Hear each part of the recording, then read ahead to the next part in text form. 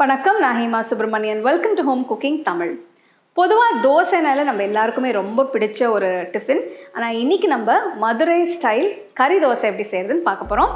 இது கம்ப்ளீட்டாக ஒரு மதுரை ஸ்பெஷலுங்க. இது நம்ம வீட்லேயே எப்படி செய்யறதுன்னு பார்க்கலாம்.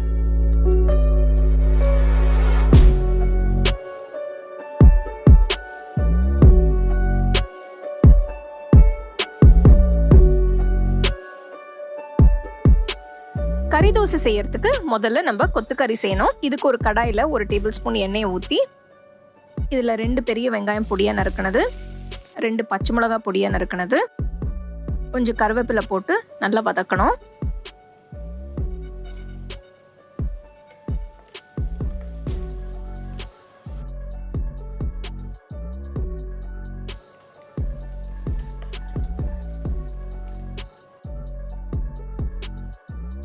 வெங்காயம் நல்ல பொன்னிறமான பிறகு இதில் 1 டீஸ்பூன் இஞ்சி பூண்டு பேஸ்ட் போட்டு நல்லா மிக்ஸ் பண்ணணும்.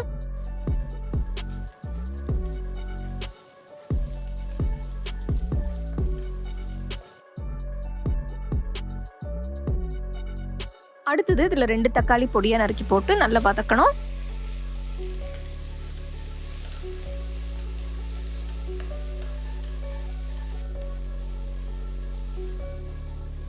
தக்காளி நல்லா வதங்கின பிறகு இதில் 1 டீஸ்பூன் கல்லுப்பு போடணும். கல்லுப்பு இல்லைன்னா நீங்கள் சாதா உப்பு சேர்த்துக்கலாம். அடுத்தது இதில் 1 டீஸ்பூன் மிளகாய்த்தூள், 1 டீஸ்பூன் தனியாத்தூள், 1 டீஸ்பூன் ஜீரகத்தூள், 1/4 டீஸ்பூன் மஞ்சத்தூள், கொஞ்சம் மிளகு பொடி, இதெல்லாம் போட்ட பிறகு நல்லா மிக்ஸ் பண்ணிட்டு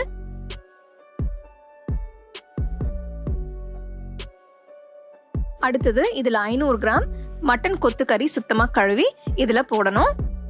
கொத்துக்கறி போட்டு மசாலாவோட சேர்த்து நல்லா மிக்ஸ் பண்ணணும்.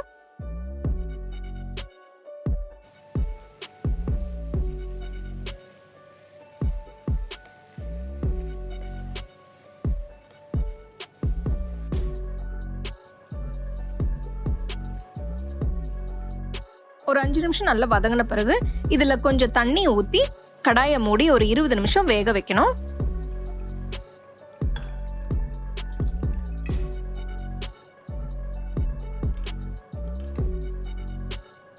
ஃப்ளேம் மீடியம்ல வச்சு வேக வைக்கணும்.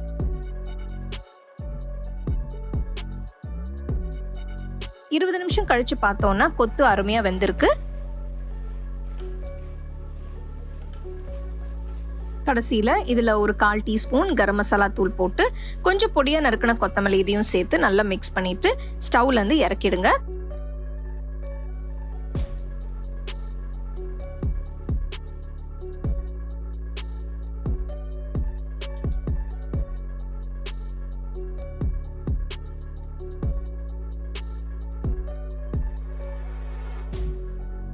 அடுத்து கறி தோசை செய்யறதுக்கு 2 முட்டை உடைச்சு ஒரு பவுல்ல போட்டு நல்லா அடிச்சு வச்சிடுங்க.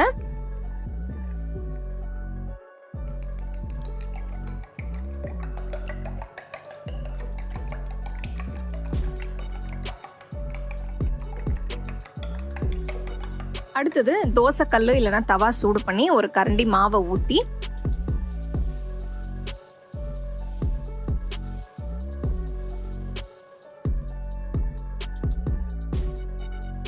தோசை சுத்தி கொஞ்சம் எண்ணெயை ஊத்திட்டு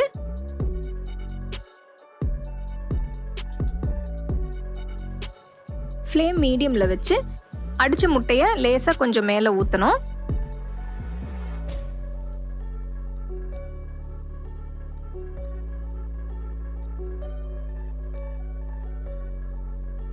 அடுத்து ஒரு கரண்டி கொத்துக்கறி எடுத்து தோசை மேல வச்சு லேசா ஸ்ப்ரெட் பண்ணணும்.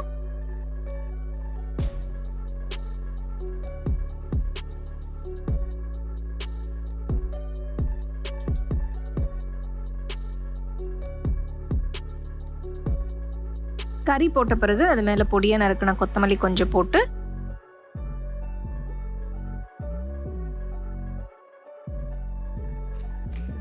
கரண்டி வச்சு லேசா அமுக்குனீங்கன்னா அது தோசை மேல நல்லா ஒட்டிக்கும். தோசை ஒரு பக்கம் சுட்ட பிறகு மெதுவா மறுபக்கம் திருப்பி கறி தோசையை லோ ஃப்ளேம்ல சுடணும். இப்போ கறி தோசை தயாரா இருக்கு. நல்ல சூடா தேங்காய் சட்னியோட சர்வ் பண்ணுங்க.